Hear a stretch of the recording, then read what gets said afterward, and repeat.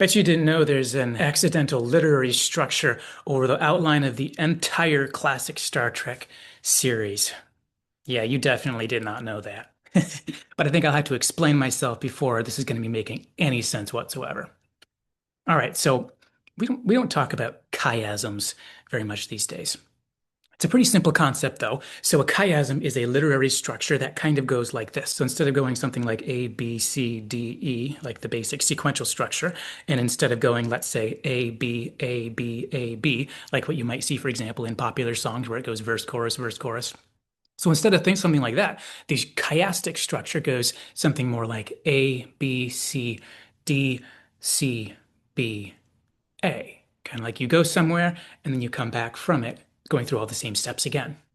And then usually, if this is done on purpose, then usually that little bit in the center, so D in the A, B, C, D, C, B, A, that one in the center is going to be perhaps the most important, or perhaps the one that's supposed to get the most attention, or the one that's going to be standing out the most, or the one that's kind of the key to interpret the rest of it, or something like that, that kind of thing. Perhaps the climax, for example.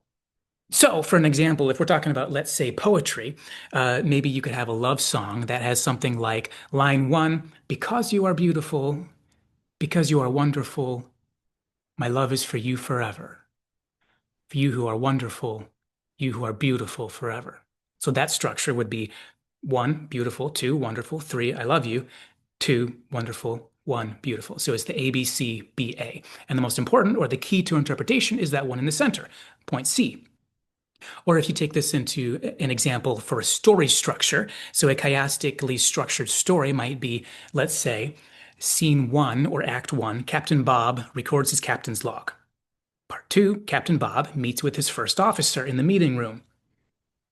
Point C, or three, Captain Bob saves Earth from some slobbering alien villains. And then we've got 2 prime or B prime. Captain Bob has another staff meeting. And then we have A prime, or back to A again. Captain Bob records his final captain's log while the ship flies off into the sunset. So once again, that was A, B, C, B, A, with the C, the center part, being really the key, the pivotal, or you could say the hinge point of the chiastic structure, or in that story, the hinge point of the story. And it would include the climax, it would include all the biggest, most, impactful stuff, etc. So that's all a chiasm. That's what a chiasm could look like in various contexts. So here's my thing. Star Trek is a chiasm. Yeah, you definitely did not know that. Well, let's think about it. The original Star Trek was set in quote unquote the old days of the Federation, from our point of view as Trekkies now.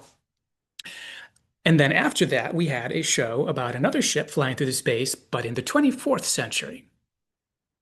We could call that point B here. And then we had DS9, which was kind of a little unique. And then after that, we had another show about a ship flying through space in the 24th century, kind of like TNG, which incidentally, Voyager has been widely recognized as being the wannabe new TNG in many aspects, such as its episode style, intended audience, etc. And then what do we end up with after that? Well, let's be honest. Not only was Enterprise a story set in the old days of the Federation, kind of like TOS, but back at the beginning, some of us actually mistakenly thought that it was supposed to and it was going to be set on Kirk's Enterprise. And then let's be honest, it definitely did a lot of mirroring to the style of TOS, maybe not always as a good thing. For example, having a first officer who was a Vulcan, for example, but other things like the fact there are Andorians and there are Vulcans on it. And then especially once we get to season 4, it really intentionally leans into its identity as a wannabe TOS style show. So, oh, will you look at that? It's a chiasm. And like I said, in a chiasm, the part that gets the most attention is the center of the chiasm, and it just so happens that the best Star Trek series of all time happens to land in the center of the chiasm, Star Trek Deep Space Nine. Okay, well, I'm being a little snarky there. DS9 is my personal favorite series. I know that not everyone's going to agree with that. But not only is it my personal favorite, but also it's kind of the most standout. It's kind of the formulaically unique, the one that stands out from the formula of all the shows, kind of breaking code in a lot of ways of what Star Trek formulaically was supposed to be prior to DS9 and after DS9. And it just so happens, purely by coincidence, that The chiasm circles Deep Space Nine like an orbit around the space station because DS9 is the center of the galaxy. Center of my galaxy, anyway, my tiny little Star Trek galaxy. Oh, man. All right, so if that's classic Trek, what about new Trek? The stuff that's been coming out ever since the silent years of the mid to late 2000s ended. Well, of course, the stuff is still coming out, so nothing's can be considered, done. But amusingly, up to this point, we actually have got a tiny little mini chiasm in the new Star Trek as well. Though, of course, this is going to change the moment Starfleet Academy comes out in January. But currently, we've got almost the exact same chiastic structure. We've got a show set in the old days of the Federation. That's Discovery, even though admittedly it sure doesn't look a whole lot like the old days. But hey, you get what you get. Anyway, so it's got that followed by a show set in the later time with all of our 24th century friends that we know and love. Followed by, after that, a return back to the old days, another visit to the 23rd century with Strange New Worlds. And just like the last chiasm, this one as well has got a real gem in its center, with Star Trek Picard standing at the center of the chiasm, which I also find to be a delightfully blissful coincidence, since I think Star Trek Picard Season 1 is some of the best ever, possibly my favorite Star Trek next to DS9. Though admittedly, the more I see of Strange New Worlds, the more pleasantly surprised I am by how excellent and intelligent and authentically Trek that series is. Because I had been avoiding Strange New Worlds until recently, and now I'm in season one, inching my way through an episode at a time, several episodes into season one. So it could possibly displace. I don't think it would displace Picard season one, but anyway, it's up there too in my ratings. And of course, also, in case you didn't notice, in order for my structures to work, you have to exclude all of the various animated series. So if you were to add TAS, the animated series, or if you were to add Lower Decks or Prodigy, then you screw up all my parallelism. So I'm holding this thing together with a thread. It's kind of like, don't touch my house of cards. Don't even blow on it. But I like my house of cards.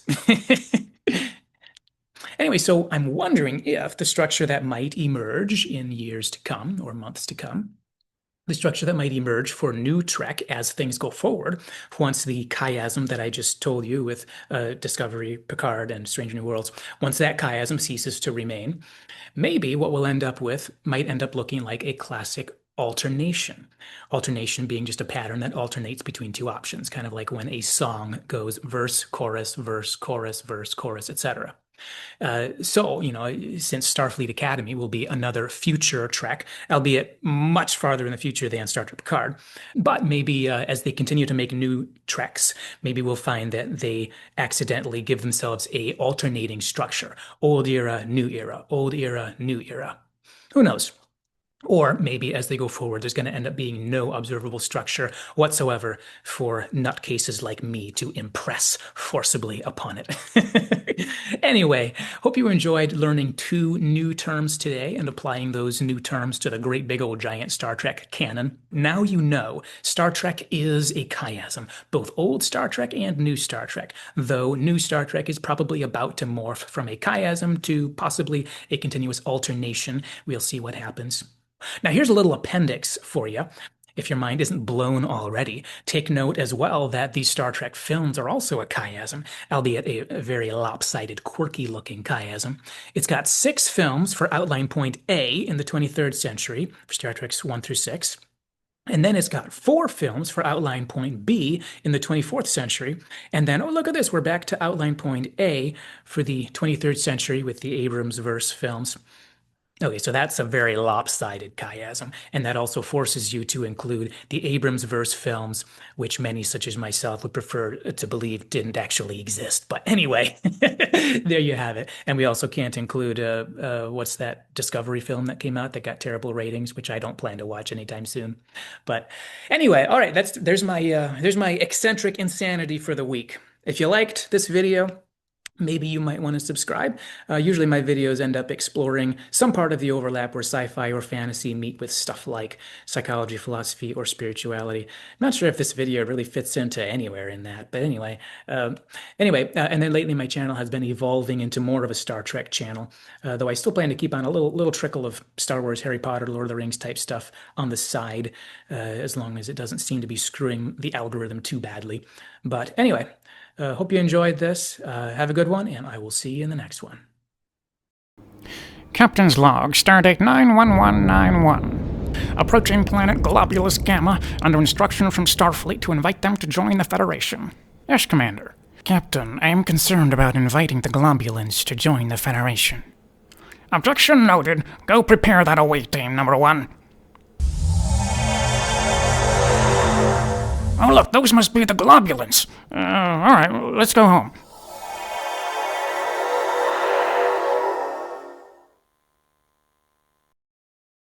Well, everyone, as your captain, I have decided that I am concerned about inviting the Globulans to join the Federation. And Commander, set a course for home. Captain's log, supplemental. Flying away at high impulse. The Globulans are not quite ready for membership for the Federation. Maybe send another captain next year.